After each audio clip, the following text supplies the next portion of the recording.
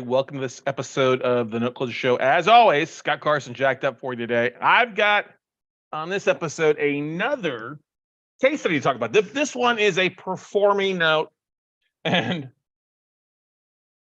I'm doing it in Cook County. Yes, I know, Cook County, Illinois, or as I like to say, Crook County, Chirac, but this actually is not in Chicago. It's South Cook County in Calumet City, Illinois. Now, I've actually driven through Calumet City. If Calumet City was not in Cook County, I would invest all day in that place, even if it was in a different county in Illinois.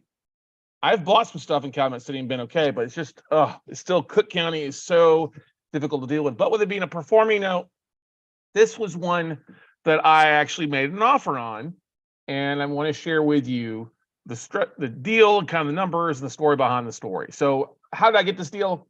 First and foremost, I got this note was one of a smaller handful of about a dozen notes that I got from a seller.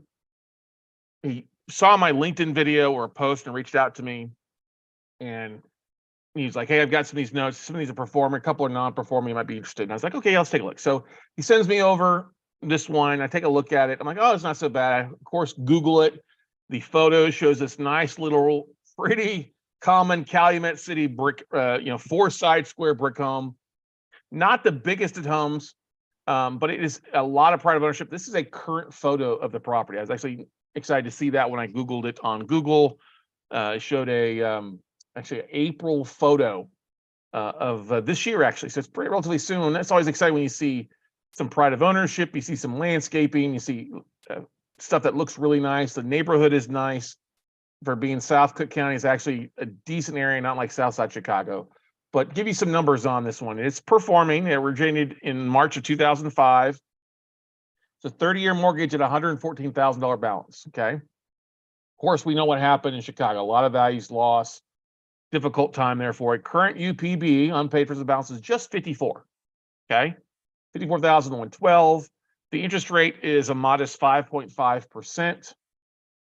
P&I payment of 473.01, so it hits that number of being above 250 a month on this.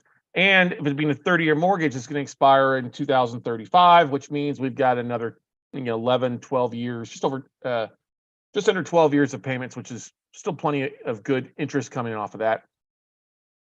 And you can, if you're paying a decent price on this and get a little bit of discount, you can make a pretty good return on this thing. It's got a fair market value, just to give you a bit of an idea how hard this area's been hit, of 114,000. So it took it, golly, what is that? 18 years. Well, it didn't really take it 18 years. It's probably 18 years for it to return back to what it was originated at. It's probably went up a little bit some and then dropped off the cliff in 2008, 9, and 10. But anyway, a July 22nd photo. So actually, sorry, this photo is just about a year old. But anyway, I got the March origination date is what was goofing me up. But anyway, fair market value 114. So there's some equity, $60,000 in equity in this deal with the borrower, which is not bad. It's a small 2-bedroom, 1-bath, 768 square foot. But the great thing is when you look at this, yes, it looks like a small home, but you see on the right-hand side, this is why it's important when you look at areas up in the Midwest to see if they have any windows along the side. It's going to have probably a finished basement. So it means it's probably going to be a bit bigger, 3-bedroom, 2-bath maybe, or 2-1 with a finished basement of some sort is what I look at that. Now, am I going to end up owning the property? Probably not. Don't really want to.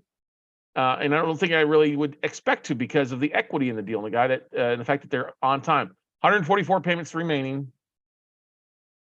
If I buy this note at $37,840, I'd make about a 15% annualized ROI on this deal. Okay. Not a bad little ROI in that deal, right? If I buy it at $37,840. Now, going back to this, I made an offer. I made an offer at the 37, and they came back and they wanted a little bit more. So we're going back and forth. They actually countered back. They wanted 39. I'm staying at 37. Now, the reason I'm going to stay at 37, interest rates right now, guys, with it being at 7-8%, I'm going to have to pay my investor 8 to 12% on this deal, right? Somewhere 8-10%. So I'm going to make some money on it. If I borrow 55,000, let's just use some simple numbers on here, because if they're performing, they got this much equity. The worst thing, I mean, it would be worth it if I had to foreclose. It did take about a year to do this. Not that I want to, because they're performing. So I'm just going to assume that they're going to keep performing because they've been performing nonstop, even through the ups and downs of the crazy market. Okay. If I borrow 55,000 at 8%, 0.08, interest only, it means I'm paying $4,400 a year. Okay. Divide that by 12 months. That's 366. So at 8% on 55,000, that's 366 a month. Now I'm not going to pay 55,000. I'm offered 37,840, right? So let's just say I borrow, let's say 40,000 times 0.08. Okay.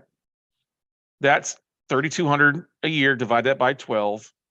That's 266. It's paying 473. So I would make $211, $210 a month, which is not bad.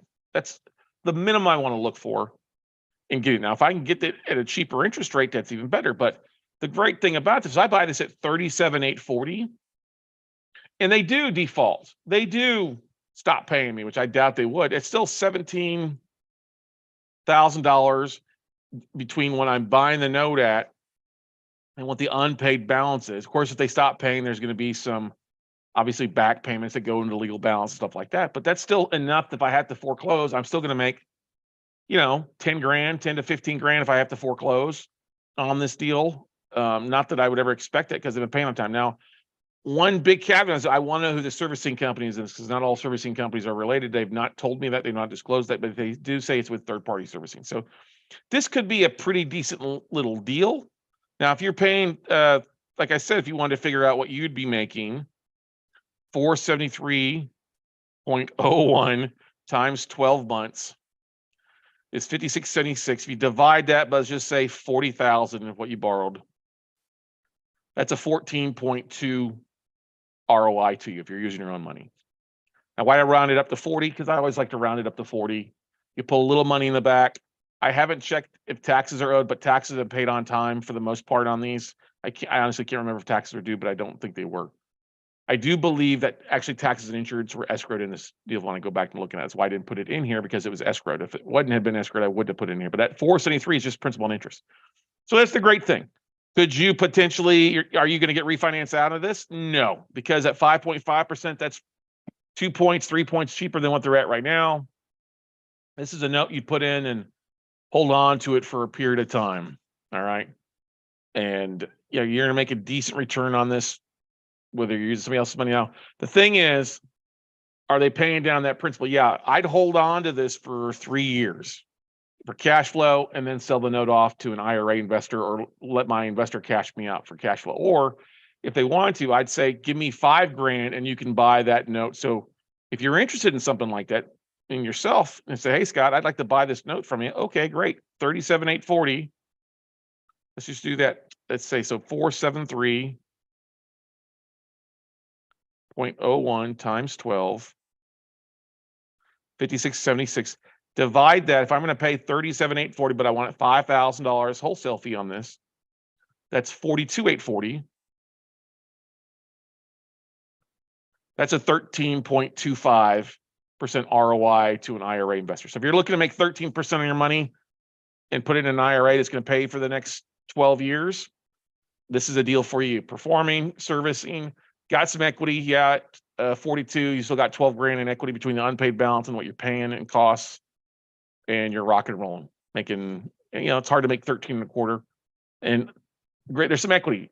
Worst case, you foreclose, you're going to get paid full probably the foreclosure. If not, then guess what? You take a property back that's in good condition and it's worth $114,000 if it doesn't sell at the auction. But I would be willing to bet that with that much equity, it's going to sell at the auction. But there you go, ladies and gentlemen. There's a great little case study for you. That's my mentality on that. That's why I offered 37,840. It gives me a little bit of room for a good ROI. If I've got to pay an investor for some cash flow, or if they want to cash me out, I can make a quick 5 grand and move on and go from there. So that's one thing you should always structure your deals, especially in today's world. If you're marketing to a lot of note investors, market it with your wholesale fee or your note investing fee built into it, but leave at least a 10-12% ROI to somebody. You never know what they're having. Honestly, these little small balances like this, anything, and I say small balances, really anything below 50 grand are great. Somebody could put 2 IRAs together, two Roth or traditional or rollover, something like that could put a decent bang for your buck in your ROI that's going to be very consistent and not up and down. So hopefully this makes sense for you guys. These are the types of deals that we teach in our workshops. And if you are not making a double-digit return and you've got some lazy assets on the side, reach out to me, give me a phone call, or sign up for a class so you can learn how to do this for yourself. But go out, take some action, buddy, and we'll see you at the top. Bye.